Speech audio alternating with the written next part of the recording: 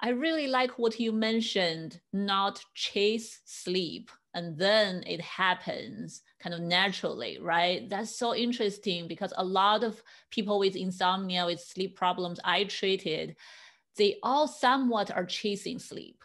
They would Yes. fill out questionnaire before they see me. I will ask them how satisfied you are with your sleep, how worried you are if you cannot sleep well.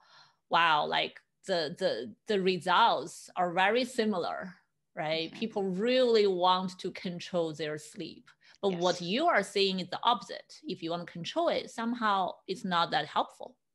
Exactly. I mean, if you're chasing sleep, you're monitoring, you're trying to decide if you're sleeping. You're constantly aware of the time. Your body gets stressed, your mind gets stressed, and sleep is about letting go. You literally cannot make yourself sleep, but you can help yourself rest and welcome sleep. But it's a paradoxical difference, isn't it?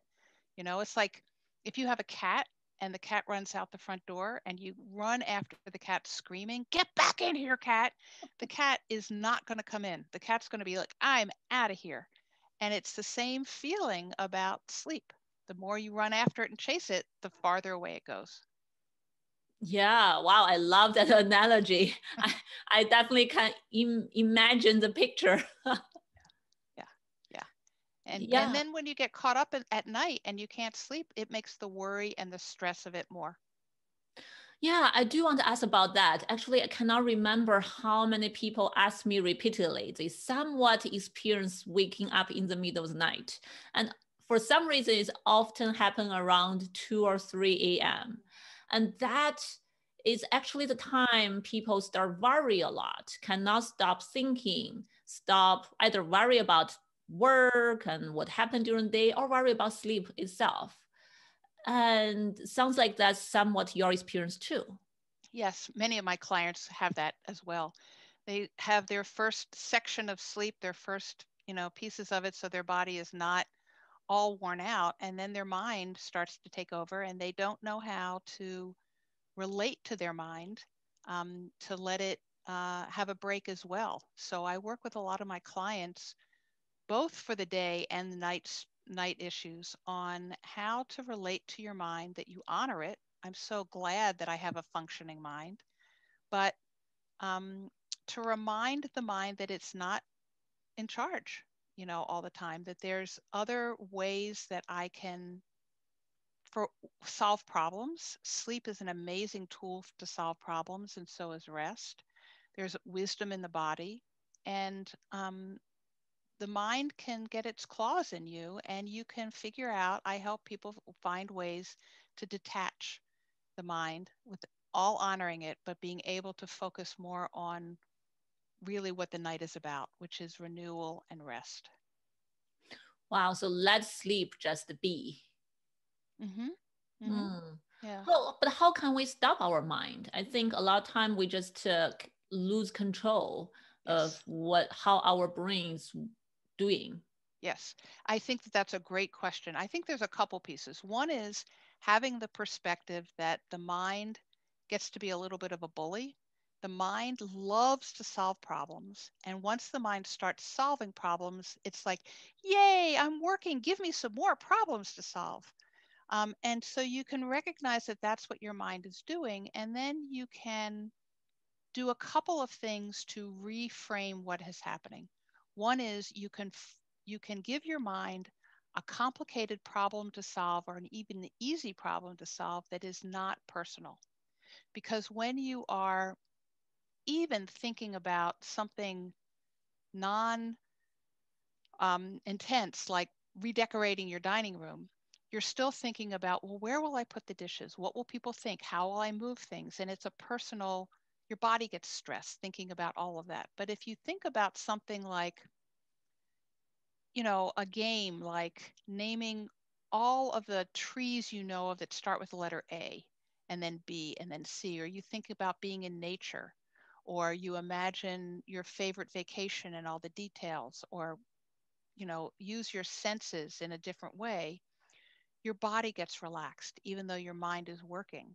And then that cycle can start to break down of your mind's worry, building your body's worry, building your mind's worry. So there's other tools that I share as well, but that's one of them is just to really change where your mind is focused so it's less personal. Knowing that your mind likes to solve problems, so giving it a problem to solve that will not make you stressed. Wow. So sounds like it's not trying to ask the mind to stop. Like No, stop running, stop thinking, I don't like you, I don't want this, just stop. So the mind is not like that. Sounds like your method is really help people to shift the focus, shift the direction a little bit. It's still thinking, it's just right. thinking different things. Exactly. Exactly. Yeah. If you can get your mind to stop, that's really quite the state of enlightenment. And to me, in some ways, it's like if you hold your finger up really close to your eye and you look at it very closely and you see the details, and then you look far in the distance, your finger gets a little blurry. If you look away from your finger, look Mm. past it at what's behind it. And so that's what it is for me. It's making your mind be less of the central focus. It might still be doing its thing, but it's not driving the bus. Huh. Wow, I like that. While you are talking about that, I was looking at my fingers. Exactly. If all we can notice is our finger, right? We see every single detail of it. It's conquered our mind. I Exactly. can imagine if it's a stress or if a life stressor or something bother us, that's gonna be huge for our brain. But if we pull it away, it got blurred a little bit. I start seeing what's behind it more. Now this finger gets smaller. Actually, it's not all in my mind. My mind has other things. That's a great way of saying it. That's exactly right. Wow, I really like that method. And I also like one piece you mentioned is like just sounds like kind of accept that our brain gonna work hard. Our brain likes to solve problem. Just accept that.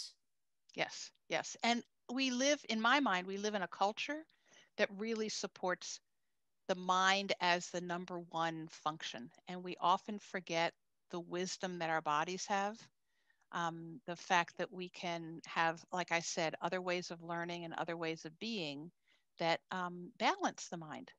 And we need that balance to function well as humans in this culture, much less function and renew at night in bed.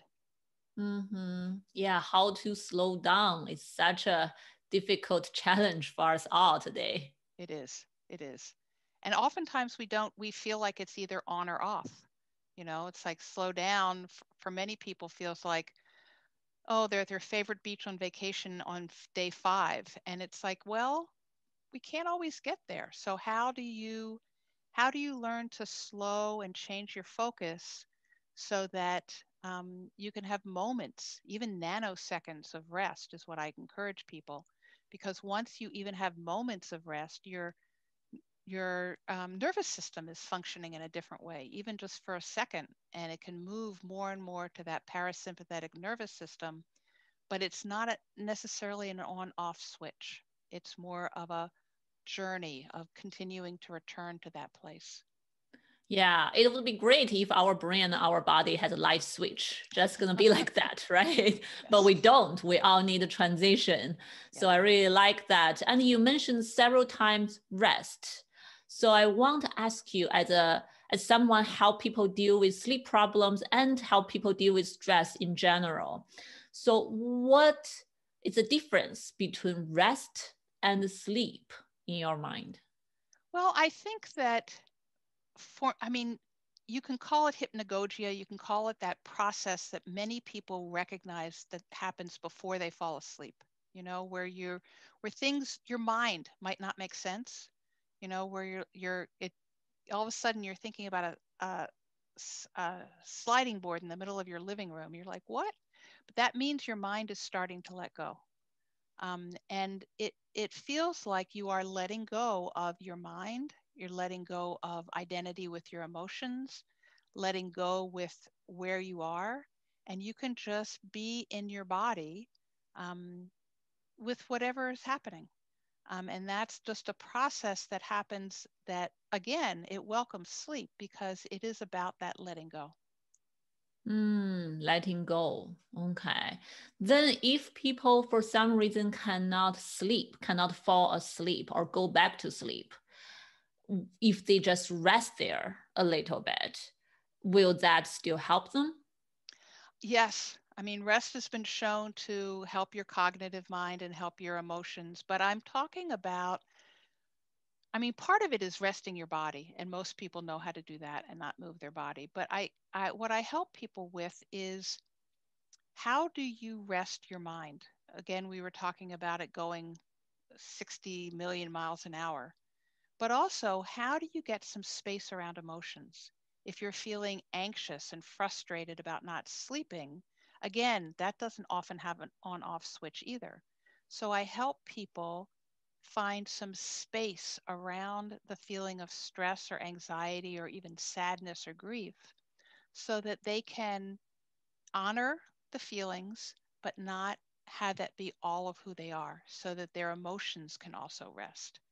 So when your body and your mind and your emotions and even your sense of self starts to let go, you really are renewing and helping yourself be better for the next day.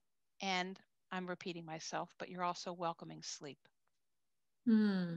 Yeah. So if we can allow ourselves sometime just rest without necessarily gonna reach the goal of sleep, actually we are helping our body to rest, but also helping sleep to happen, sounds like.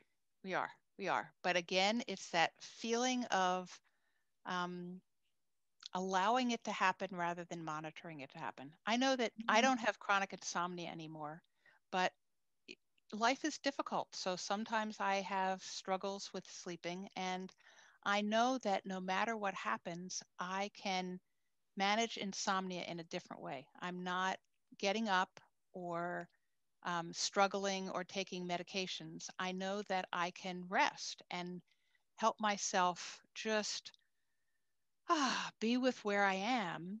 And when I stop worrying about sleep, it usually does come. Hmm. I really like that, allowing it to happen, not really monitoring it to happen or not forcing it to happen, not hoping I'm gonna do something so sleep gonna happen, right? Right. Yeah. Yeah. Yeah. I think that if people could buy sleep at Costco, they would. They would just like, you know, there, I got my sleep, you know. But there's a lot to learn about who you are from that process of just letting go. What gets in your way? How can you let go of it? Who are you if you're not struggling with something? Who would you be if you were somebody who accepted things more? And we learn so much about ourselves in a way that's just very useful for a rich, more grounded life as well. Wow. Yeah. So in your own research, your own experience, your own like teaching journey to help so many people, have you noticed stress, the connection between stress and sleep? Do they often go together? What that look like? Yeah, I think they go hand in hand, but they don't have to. I've known people, like I said, clients who had stress but slept fine. But I also know that if you're stressed, it's harder to sleep, it's harder to let go because we get attached to something. And I also know that if you don't sleep, you feel stressed. You have a harder time the next day. And so then it becomes, one of those slinky toys going down the stairs. It's like one side and then the other side, and it just keeps, they can make each other worse. And that's why um, learning to have a different relationship with sleep and different relationship with stress can make both of them better. Huh. Yeah, so it's not about letting stress go away. It's about having a different relationship with it. What that mean? So again, the idea that there's an on off switch means that we're constantly monitoring things and we don't allow ourselves to appreciate that we can experience our bodies and rest and let stress again sort of fade in the distance without it, without it having to be gone. So it is allowing let me back up a minute. I often see, like, I see the mind as being a bit of a bully. I think that anxiety is very stubborn, that anxiety is here in our neurosystem to protect us. And it originally was to protect us when we lived in the Stone Age or in, times of more physical difficulty. To keep alert meant that our survival would continue. We don't have to do that with our physical survival, but we do often do that in terms of how we are in life. Are we where we want to be? Are we connected to who we want to be? And so anxiety is really stubborn, I think. So when I talk to my clients about dealing with it, I talk about having that sense of being able to relax your body for just a moment and to tell anxiety that yes, I'm feeling anxious and I'm okay. Both of those things can exist at the same time so that you can give yourself a little room to just take a long exhale, for instance, which relieves so much stress because we often hold our breath when we're stressed, or to put your hand on your heart to give yourself some comfort. And it's not about chasing anxiety away because it's a lot like sleep. You try to chase anxiety away, it says, no, I'm here for a reason. Then the more you have your body being able to breathe a little more deeply and feel a little more grounded, the more anxiety doesn't have so much to build on because anxiety builds on your body stress. The more you hold your shoulders up, the more thoughts feel true, the more you worry. But if you can make space to relax your body, then you have a different relationship with anxiety and can start to make different choices rather than following the spiral that anxiety often creates. Mm. Yeah, so sounds like we can definitely change how we deal with stress, anxiety, sleep very differently. And for people we don't, if we have multiple stressors going on in our life, we don't have to wait until the stressor is gone in order to feel relaxed or be able to sleep well. We can actually, I really like what you mentioned. I can feel anxious and I'm okay. Yes, you said it very well. And I think that that's true. And it's been a comfort for me at the beginning of the pandemic to say, yes, I'm feeling anxious and I'm okay. And then anxiety didn't feel like it had to put its dukes up. It's like, yeah, I see you. And you're not the only thing that's here. Hmm.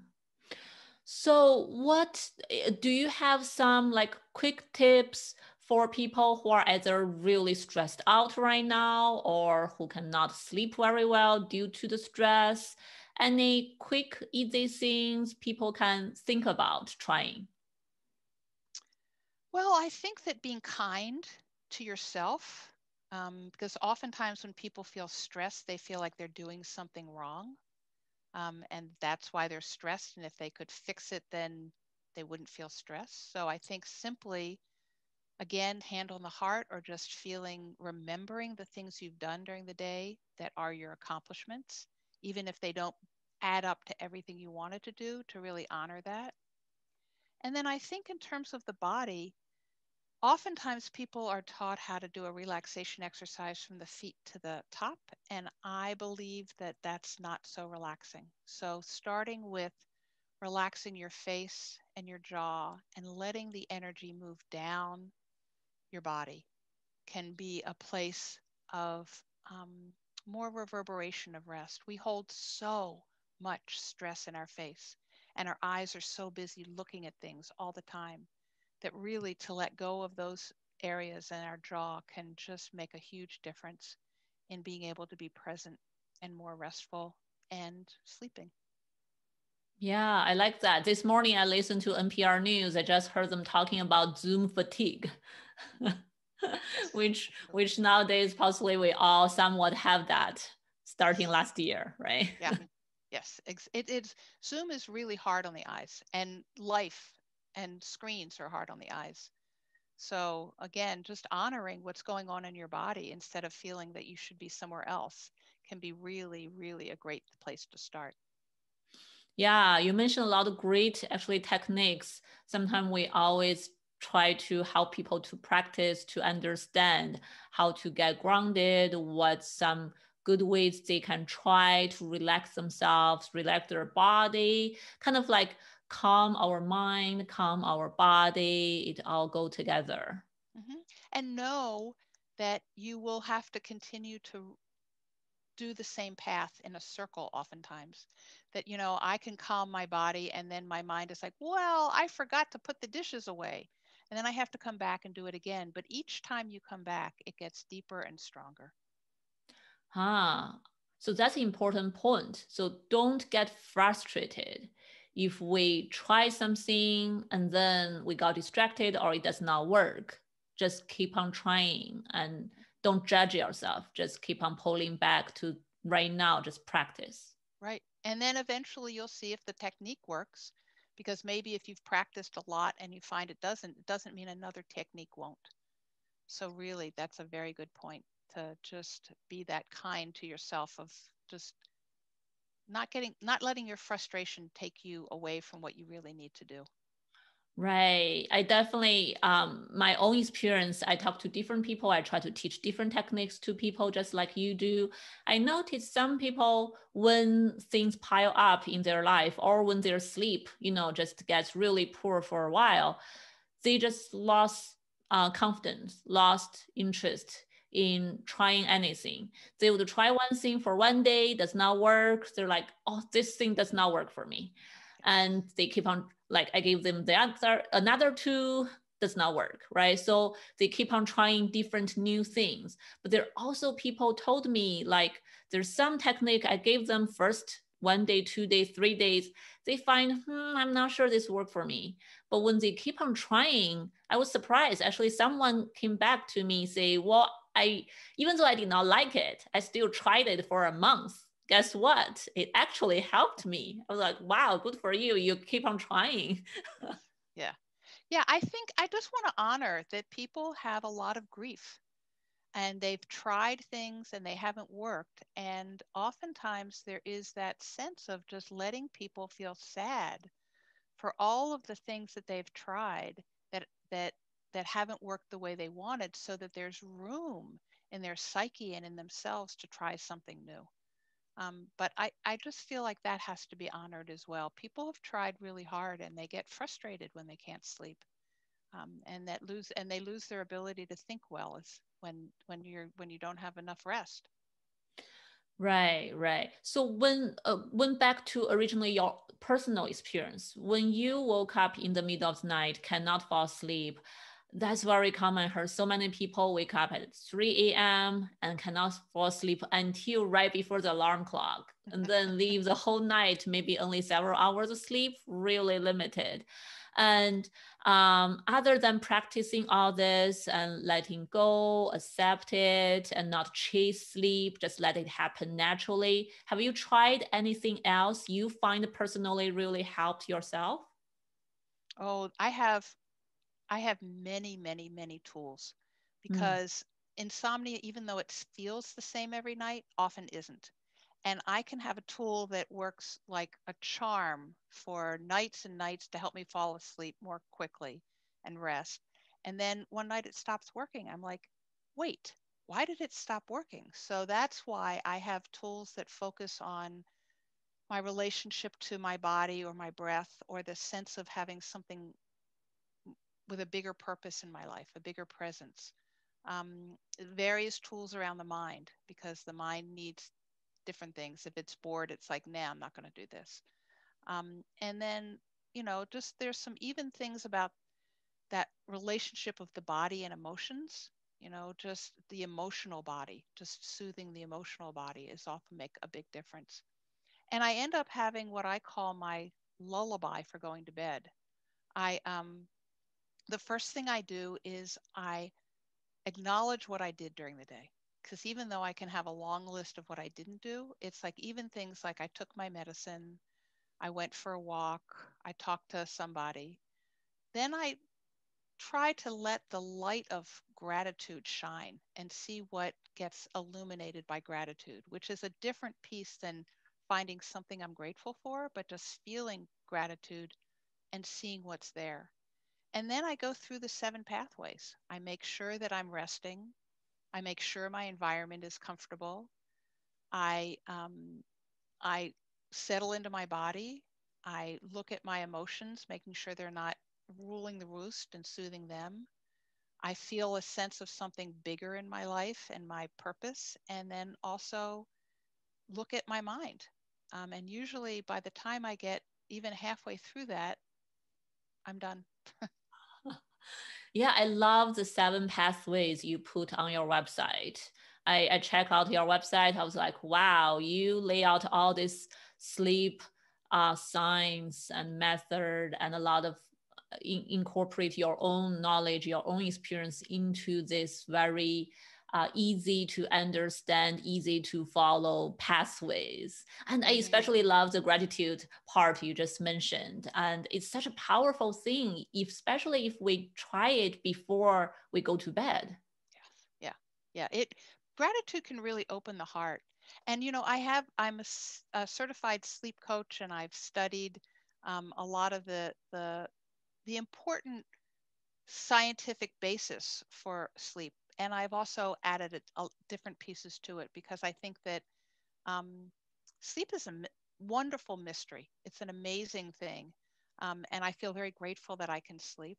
Um, and and just really looking at ways to help more people sleep gives me a lot of joy. Wonderful. So, Sandra, near the end of our show, if any of our listeners want to find your service, how can they find you? They can look at restfulinsomnia.com. I offer a free PDF and audio on first steps to deeper rest. I also offer free consultations if people are interested in talking about coaching or other services that I provide. And you can also send me a message there. Great, wonderful. So I will put your website to our podcast show note at deepintosleep.co. So when people listen to this interview, they will be able to click through your website and find all your information and all the wonderful free resources you offer. Thank you. Thank you, Sandra. This is wonderful. I learned a lot. I'm sure the audience gets something out of it. Thank you again for coming to the show. I'm happy to be here. Thank you. Great questions. And it was lovely to talk to you. Great. So I will end.